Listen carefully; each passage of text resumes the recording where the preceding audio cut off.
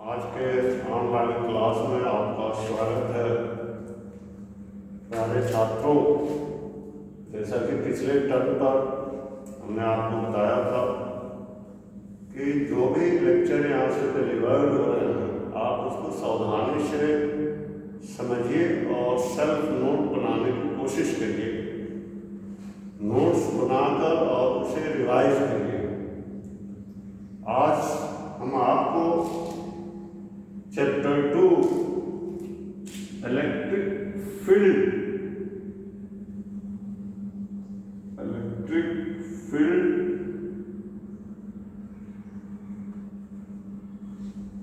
And electric dipole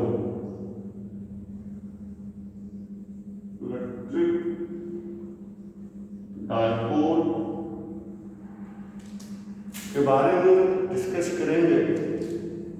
जैसा कि आप जानते हैं, पिछले टर्म में हमने आपको बताया था कि जो आवेश है, आवेश जब किसी स्थान पर स्थित होता है, चाहे वो धन आवेश हो या ऋण आवेश हो, पॉजिटिव चार्ज हो या नेगेटिव चार्ज हो, ये इस स्टैटिक चार्ज, रेस्ट चार्ज की एक कैरेक्टरिस्टिक होती है कि वह अपने चारों ओर एक ऐसा रीजन क्रिएट करता है,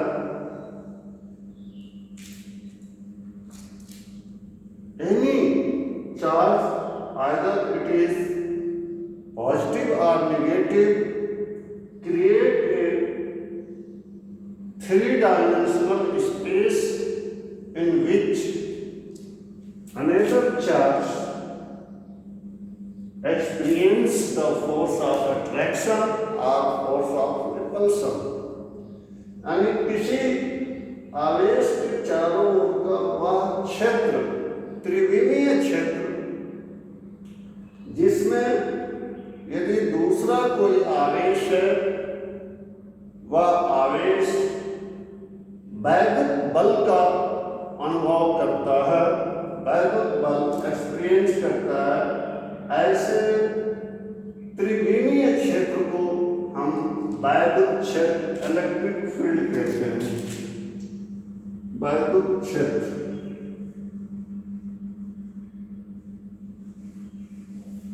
वैद्युत क्षेत्र एक रीजन है, एक त्रिविमीय स्थान है जिसमें दूसरा कोई भी आवेश इसमें फोर्स ऑफ अट्रैक्शन या फोर्स ऑफ रिपल्सन महसूस करता है। परंतु इस वैद्युत क्षेत्र के अलग अलग स्थानों पर ये बल का जो परिमाण है और जो दिशा है, ये दोनों भिन्न भिन्न होता है। तो किसी स्पेसिफिक प्लेस पर, किसी विशिष्ट स्थान पर वैद्युत क्षेत्र कितना कार्य कर रहा है, उस आवेश पर कितना बल कार्य कर रहा है, इसको हम वैद्युत क्षेत्र की तीव्रता के रूप में व्यक्त करते हैं, इलेक्ट्रिक फील्ड इंटेंसिटी के रूप में व्यक्त करते हैं। यदि किसी वैद्युत क्षेत्र में यह एक इलेक्ट्रिक फील्ड रीजन है और यहाँ पे एक पॉइंट टेस्ट चार्ज है Q0। पॉइंट टेस्ट चार्ज का मतलब होता है इस चार्ज का डायमेंशन नेग्लिजिबल हो, यानी कि बिंदु की आकार का हो, इसकी लंबाई, चौड़ाई, ऊंचाई या इसका आयतन हम मेजर न कर सके, ऐसे चार्ज को पॉइंट चार्ज कहते हैं। और टेस्ट चार्ज इसको कहते हैं कि इस चार्ज जो यहाँ पे इस चार्ज का अपना वैद्युत क्षेत्र बिल्कुल सूक्ष्म हो, जिससे ये वायर वैद्युत क्षेत्र को इंटरेक्ट न कर पाए, उस वैद्युत क्षेत्र के मान को प्रभावित न कर पाए। ऐसे चार्ज को test charge, point test charge कहते हैं, परीक्षण बिंदु आवेश कहते हैं। तो यदि किसी वैद्युत क्षेत्र के बिंदु ए पर टेस्ट चार्ज Q0 है और यहां पर इस टेस्ट चार्ज पर कार्य करने वाला वैद्युत बल Fe है, तो ये Fe upon Q0 that is called electric field intensity at that point। उस बिंदु पर वैद्युत क्षेत्र की तीव्रता कहते हैं। वैद्युत क्षेत्र की तीव्रता को यूं समझ सकते हैं कि किसी भी वैद्युत क्षेत्र के किसी बिंदु पर एकांक धन परीक्षण आवेश पर कार्य करने वाले वैद्युत बल को वैद्युत क्षेत्र की तीव्रता कहते हैं। यहाँ वैद्युत क्षेत्र में एक सदिश राशि है, इसका जो यूनिट होता है, मात्रक होता है, यहाँ फोर्स है, फोर्स का मात्रक न्यूटन, चार्ज का मात्रक आप जानते हैं कूलॉम होता है, अतः unit of electric field is Newton पर कूलॉम। इलेक्ट्रिक फील्ड की जो मात्रक होता है वो न्यूटन पर कूलॉम होता है। अब ये वैद्युत क्षेत्र, जैसा कि आपको हमने बताया है कि ये एक सदिश राशि है, वेक्टर क्वांटिटी है, तो निश्चित रूप से इसकी दिशा होगी। तो किसी बिंदु पर वैद्युत क्षेत्र की दिशा ठीक वही दिशा होती है जिस दिशा में उस आवेश पर वैद्युत बल लगता है। जो बल की दिशा होती है वही वैद्युत क्षेत्र की तीव्रता की दिशा होती है।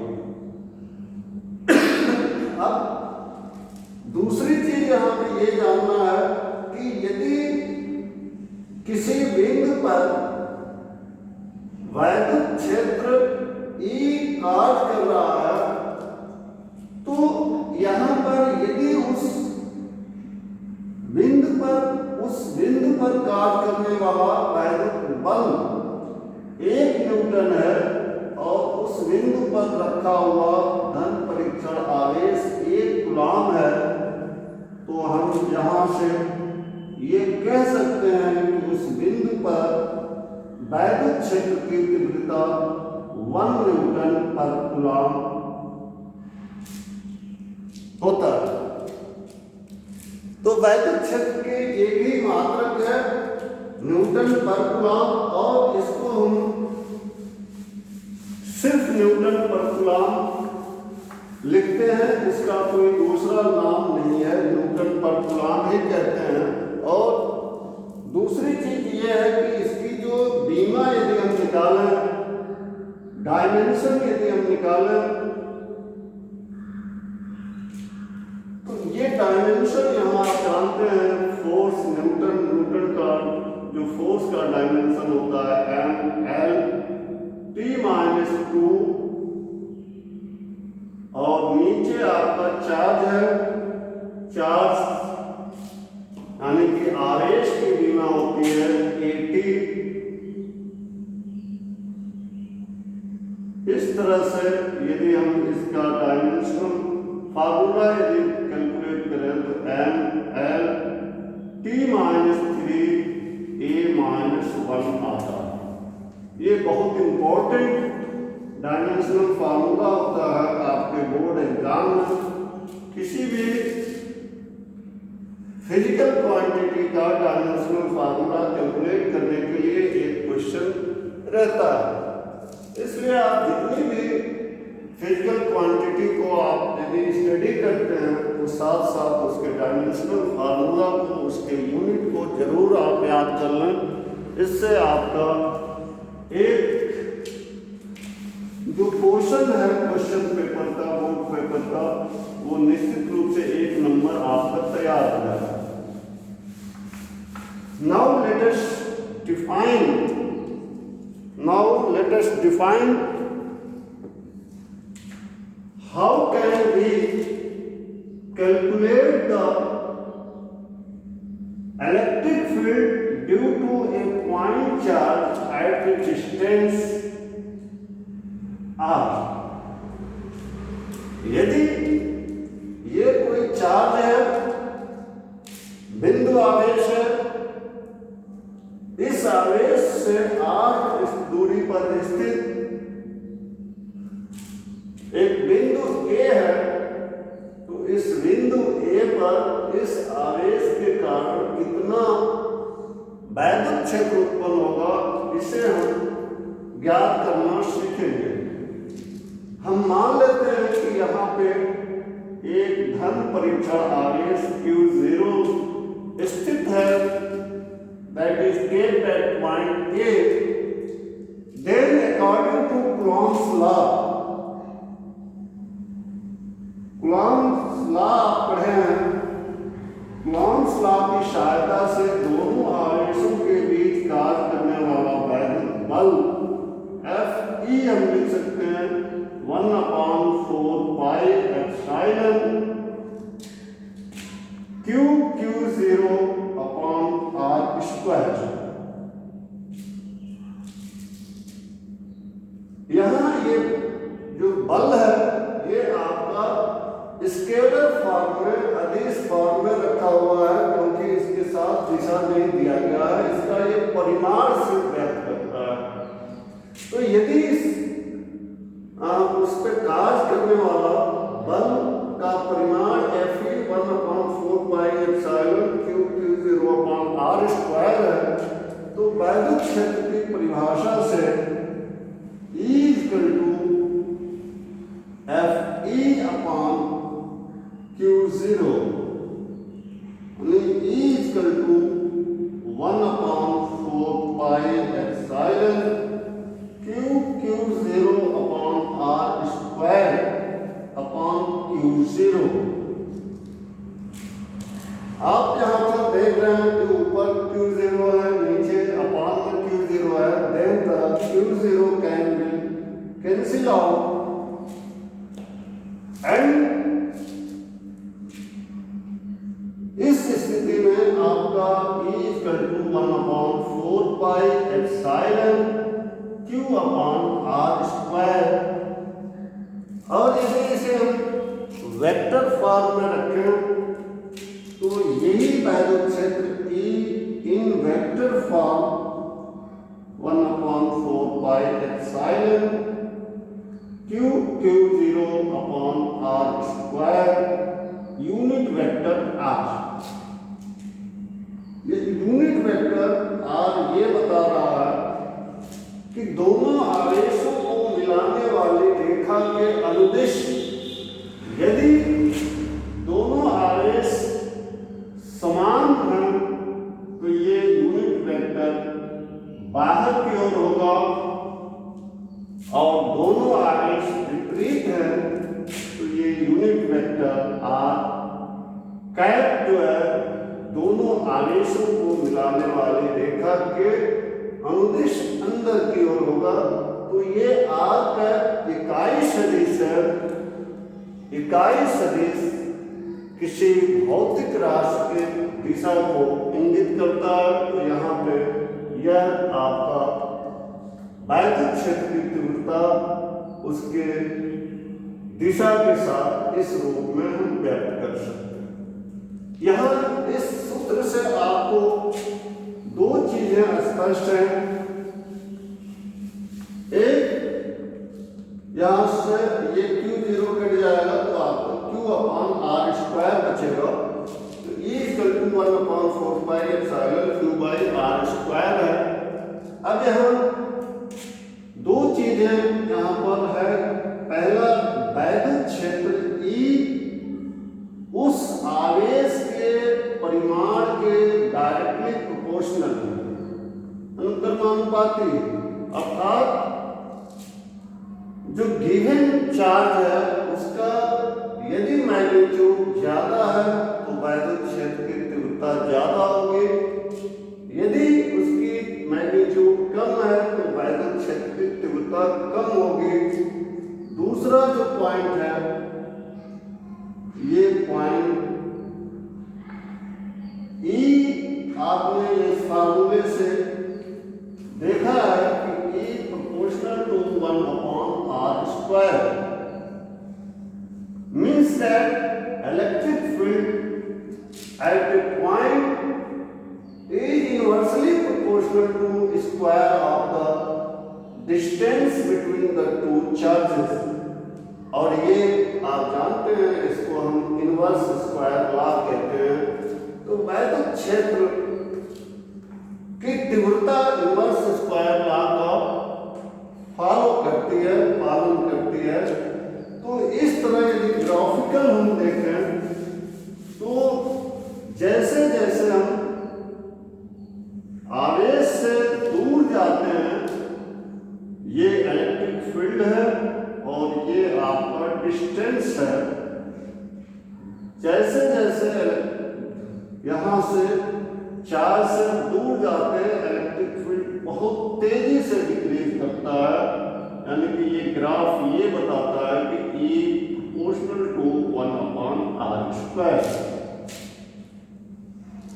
तो आपने यहां देखा कि वैद्युत क्षेत्र एक सदिश राशि है और ये वैद्युत क्षेत्र की तीव्रता इस बात को बताती है कि यदि कोई स्थिर आवेश है, रेस्ट आवेश है, तो वह अपने चारों ओर एक ऐसा क्षेत्र उत्पन्न करती है जिसमें दूसरा आवेश आने पर वह स्वतः वैद्युत आकर्षण अथवा प्रतिकर्षण का बल अनुभव करने लगता है। उस क्षेत्र को हम वैद्युत क्षेत्र कहते हैं और उस क्षेत्र के अंदर किसी बिंदु पर एकांक आवेश पर कार्य करने वाले वैद्युत बल को वैद्युत क्षेत्र की तीव्रता कहते हैं। वैद्युत क्षेत्र की तीव्रता एक सदिश राशि है, उसका मात्रक और उसकी बीमा आपने देख लिया। आइए हम आपको नेक्स्ट में इलेक्ट्रिक डाइपोल वैद्युत द्विध्रुव की बात करते हैं। इलेक्ट्रिक डाइपोल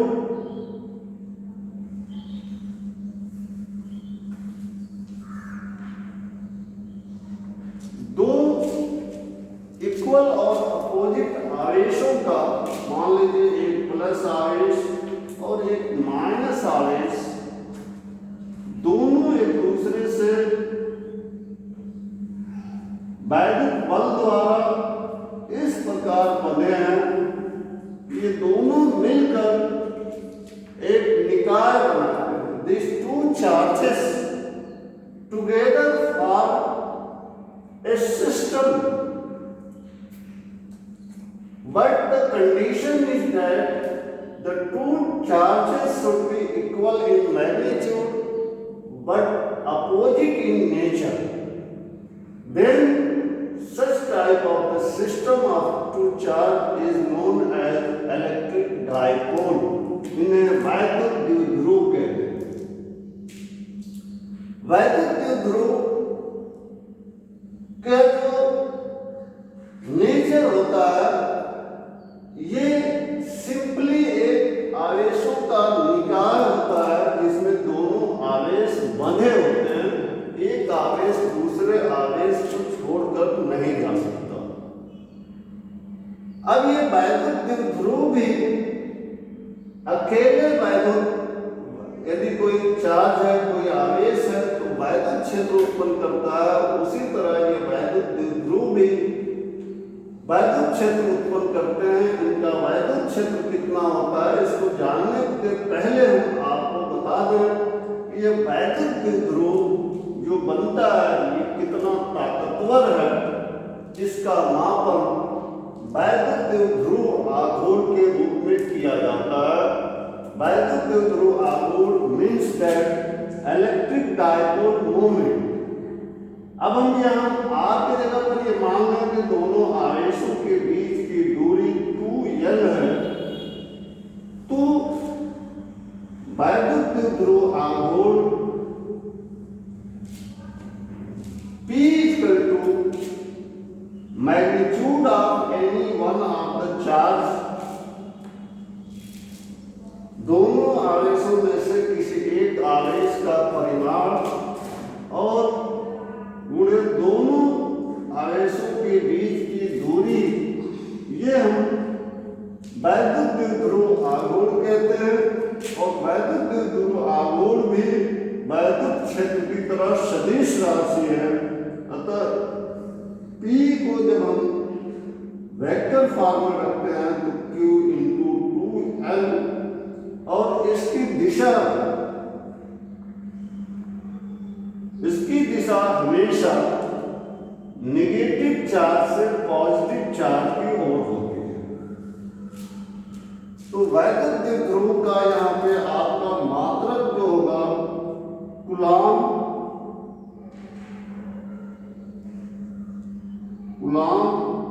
और यहाँ ये L डिस्टेंस है तो इसकी यूनिट मीटर है, तो कूलॉम मीटर इसकी यूनिट हुई, लेकिन कूलॉम मीटर इसको न लिख के इससे डिवाई लिखते हैं, dy। तो वैद्युत द्विध्रुव आघूर्ण का मात्रक डिवाई होता है, इसे शॉर्ट में कैपिटल D से लिखते हैं। फॉर एग्जाम्पल के लिए आपको हम बताएं, HCl मॉलिक्यूल आपने केमिस्ट्री में पढ़ा होगा, हाइड्रोक्लोरिक अम्ल। ये HCl मॉलिक्यूल का जब फॉर्मेशन मैकेनिज्म आप पढ़े होंगे तो आपको बताया गया होगा कि ये H के आउटर मोस्ट ऑर्बिट में एक इलेक्ट्रॉन होता है, और ये क्लोरीन है, क्लोरीन के आउटर मोस्ट ऑर्बिट में 7 इलेक्ट्रॉन होते हैं। अर्थात हाइड्रोजन को अपना ऑक्टेट पूरा करने के लिए एक इलेक्ट्रॉन की जरूरत होती है, क्लोरीन को अपना ऑक्टेट पूरा करने के लिए भी एक इलेक्ट्रॉन की जरूरत होती है। अब ये दोनों मॉलिक्यूल्स हाइड्रोजन और क्लोरीन दोनों एटम मिलकर ये एक एक इलेक्ट्रॉन का शेयर कर लेते हैं, और शेयर करने के बाद ये यहाँ पे कोवैलेंट बॉन्ड बनता है, और कोवैलेंट बॉन्ड के द्वारा ये HCl में दोनों एटम हाइड्रोजन और क्लोरीन जुड़े होते हैं, और इस तरह हाइड्रोजन क्लोराइड का ये एक मॉलिक्यूल बनता है। परंतु यहाँ पे क्लोरीन की इलेक्ट्रोनेगेटिविटी हाइड्रोजन के कंपैरिजन में बहुत ज्यादा होती है, ग्रेटर होती है। At a consequence this chlorine attract the pair of this electron. ये क्लोरीन इस दोनों जो एक पेयर है इलेक्ट्रॉन का उसको खींचता है अपनी ओर, जैसे ये पेयर इसकी तरफ शिफ्ट हो जाते हैं, और शिफ्ट के कारण यहाँ पर नेगेटिवली चार्ज डेवलप हो जाता है। This is very minute charge, and at the same time simultaneously the hydrogen also acquire a same and equal that the amount of charge plus delta, and these two charge minus delta and plus delta is bound in this HCl molecule, and hence this HCl molecule behaves like a dipole, electric dipole की तरह ये behave करता है। इस तरह यदि आप अध्ययन करेंगे तो पाएंगे केमिस्ट्री में बहुत सारे ऐसे कोवैलेंट मॉलिक्यूल्स हैं जो एक डाइपोल की तरफ बिहेव करते हैं। Now we discuss the electric field created by electric dipole and on which factors this electric dipole, electric field due to electric dipole depends, that will be discussed in details at the next online class.